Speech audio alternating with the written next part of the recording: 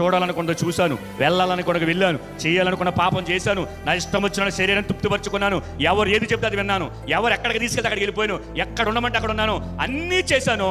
వాటి వల్ల నాకేమీ ఉపయోగం లేదు, అది కూడా వ్యర్థమే అని అంటున్నాడు. ఎందుకు వ్యర్థం అంటే చెప్పనా, నా కన్ను ఏదైతే చూసినది వ్యర్థం, నేను ఏ చోటుకి వెళ్ళి డబ్బులు సంపాదించగలిది వ్యర్థం, నేను ఎవరితో స్నేహం చేశానో వ్యర్థం, సమస్తం వ్యర్థం వ్యర్థం వ్యర్థం వ్యర్థం అంటూనే వచ్చాడు.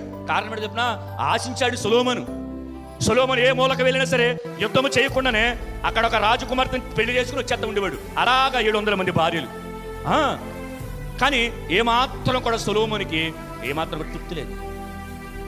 ఆశించాడు ఆశించాడు ఆశించాడు, ఆ భార్యని కాదని ఈ భార్యని కాదని ఆ భార్యని 700 మంది భార్యలు చేసుకుని చివరికి ఏమైపోయి తెలుసా, సొలొమోను భార్యలు దేవతల తట్టు సొలొమోను హృదయమును తిప్పేశారండి.